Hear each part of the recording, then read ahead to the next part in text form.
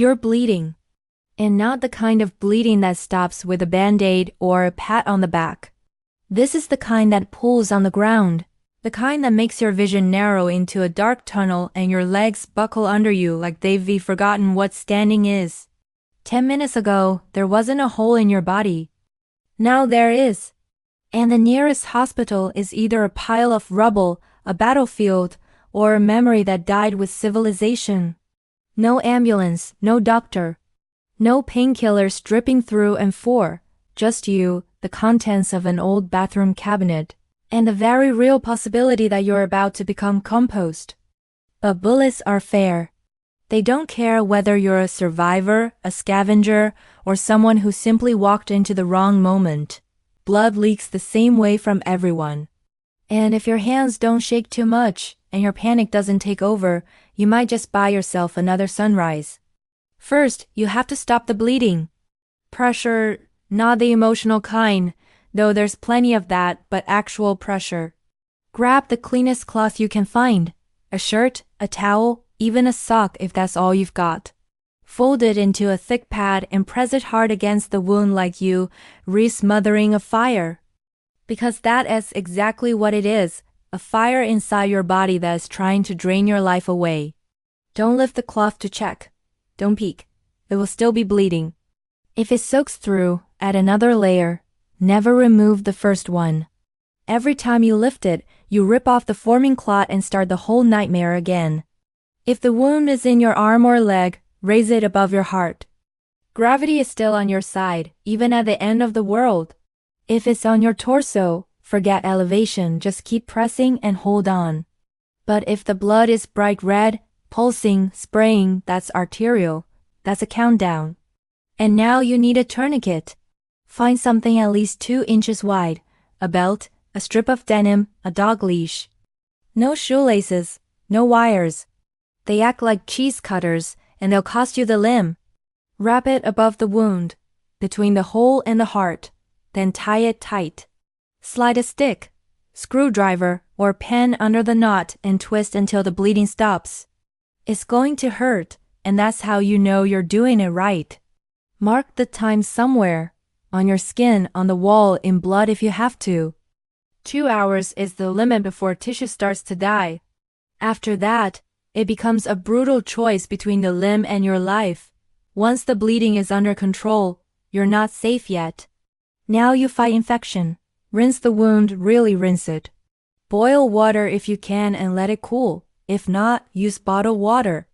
If not that, even tap water is better than letting the dirt stay inside you. Pour it in a steady stream, not a drizzle. You're trying to flush out every bit of debris, fabric, and filth the bullet dragged in. Hydrogen peroxide works once, but don't overdo it.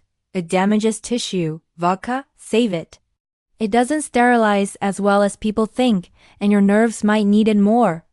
Then comes packing the wound. Bullets don't leave polite holes. They tear through you, and holes don't magically close. Grab sterile gauze if you have it. Clean fabric if you don't. Push it into the wound, layer by layer, firmly but gently. It's like stuffing a turkey, but far more horrifying. You're creating internal pressure, giving your body something to build a clot against.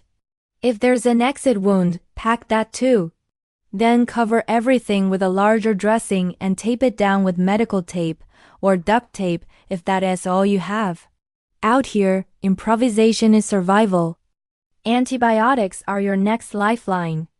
Amoxicillin, doxycycline, anything broad spectrum. Take it properly. Don't skip doses.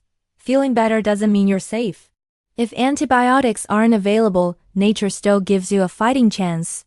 Honey, real honey, can kill bacteria. Spread it on the wound before dressing it. Garlic works too. Crush it with a bit of oil and apply it. You'll smell like a kitchen, but smelling bad is better than dying bad. Now you watch for shock. The body's silent panic button. Pale skin, fast pulse, shaking, confusion, shallow breaths, cold sweats. If you notice yourself becoming confused, that's a red flag the size of a skyscraper. Lie down, elevate your legs, get warm. Blankets, jackets, whatever you've got. Sip water slowly. Your stomach can't handle much right now. And why does all this work? Because your body wants to live. Blood clots form naturally. Pressure helps them build faster. Tourniquets stop the supply temporarily. Packing gives tissue a structure to heal.